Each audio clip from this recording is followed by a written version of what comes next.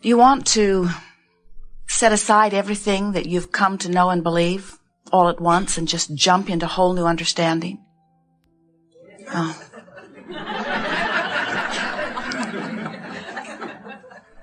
We should have known better than to put it that way.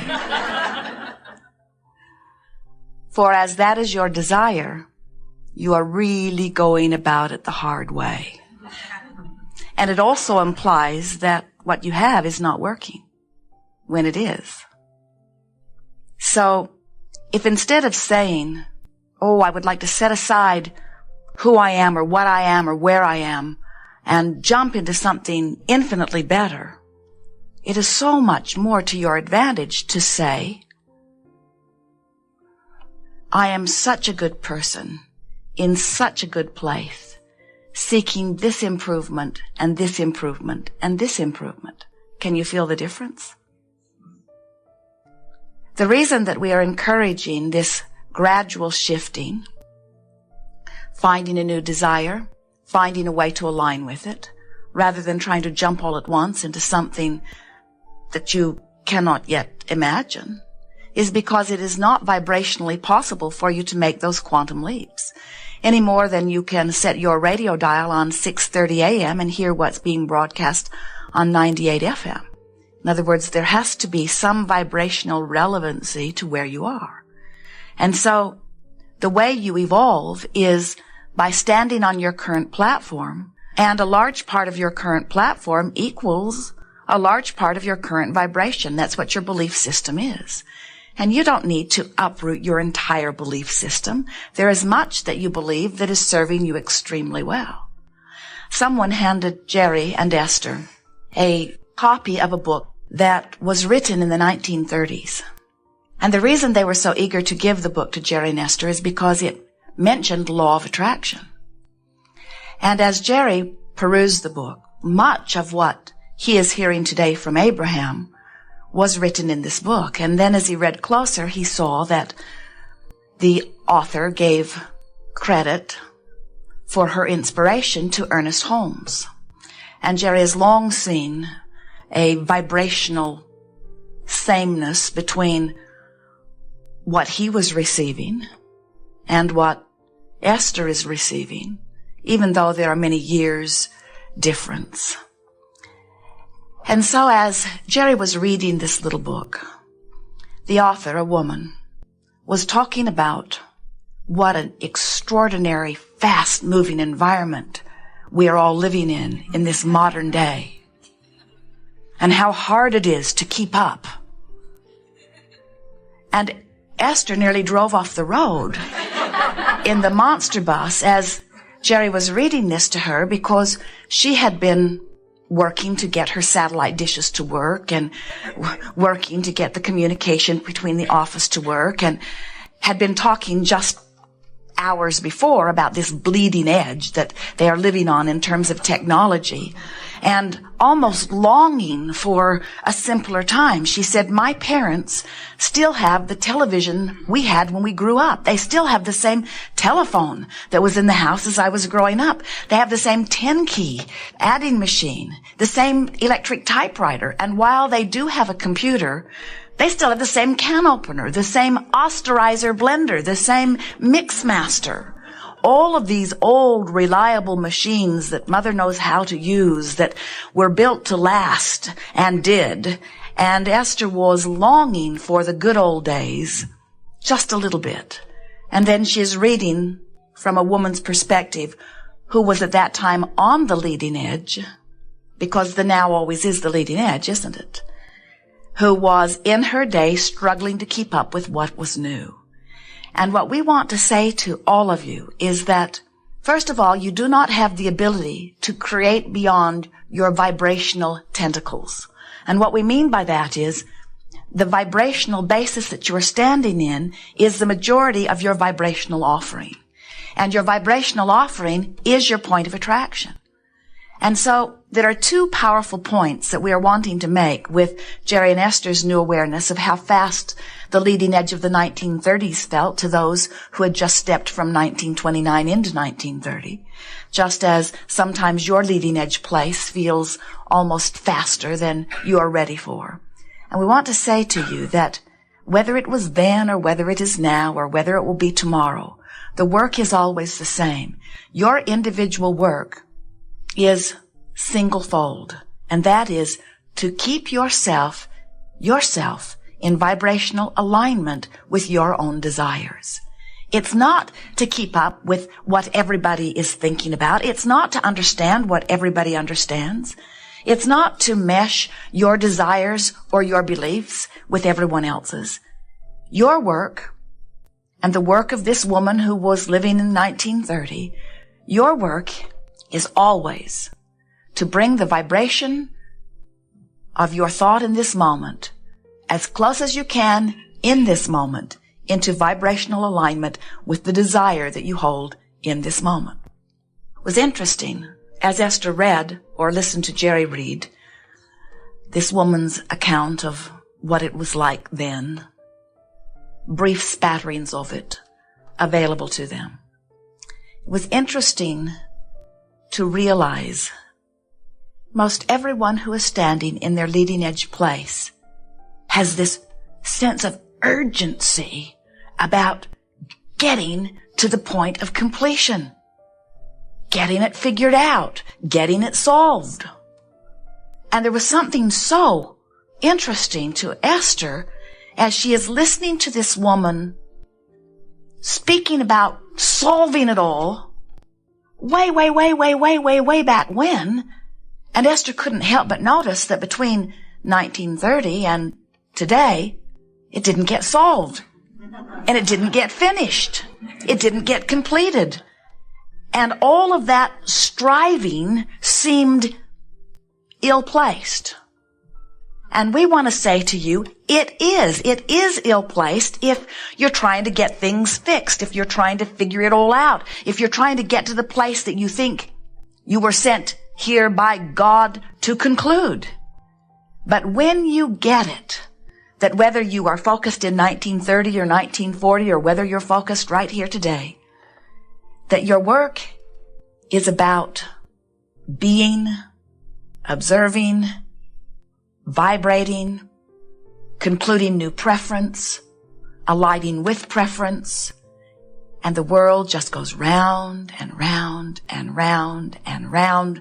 For what? For what? We want you to figure out for what. Were those in the 1930s sent here to make it some way so that by some deadline it would be some way? So many want you to believe that. Gotta get ready, gotta get ready, gotta get ready, gotta get ready. For what? For eternity? For eternalness? For more opportunity to be? What is it for? What is any of it for? What has any of it ever been for? What will any of it ever be for? What it is for your creative pleasure in your now. It is for your opportunity to conclude what you would prefer and your opportunity to align that preference with the source that is you. And when you use the guidance that comes forth from within you to help you know whether you're in sync with the desires that you have set forth or whether you have not, then you're in alignment. Then you're in alignment with your now. Then you're in alignment with your source. Then you're in alignment with all that is. Then you are living that which you came forth to live.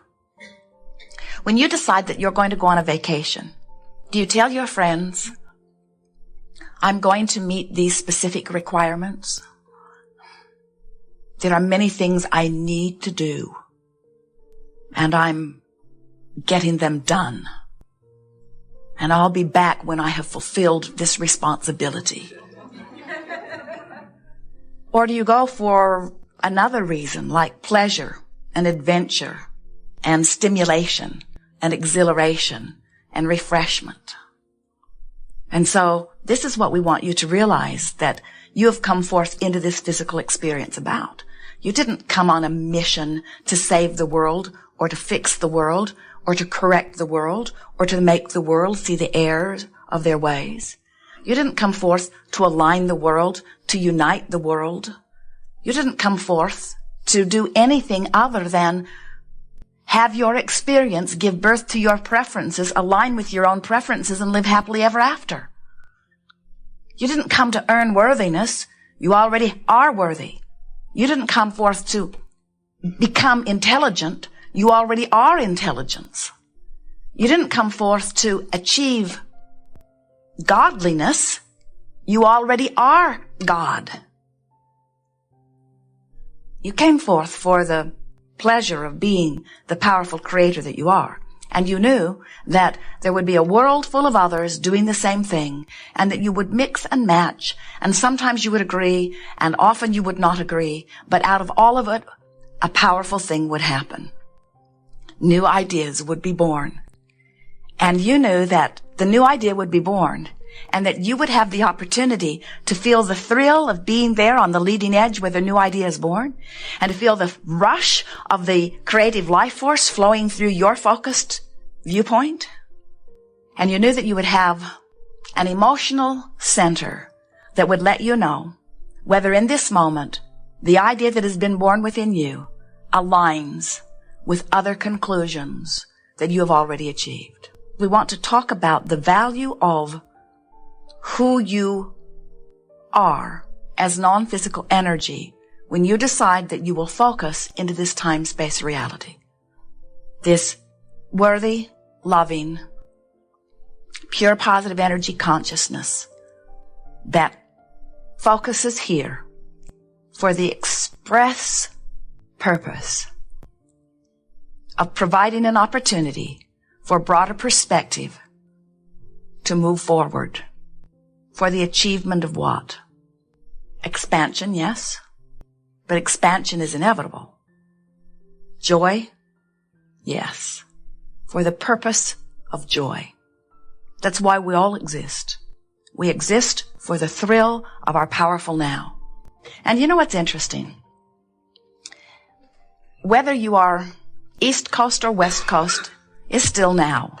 Whether you are in this continent or on the other side of the world, it's still now. Whether you are physical or non-physical is still now. This is the powerful juncture where all consciousness has awareness now. Now.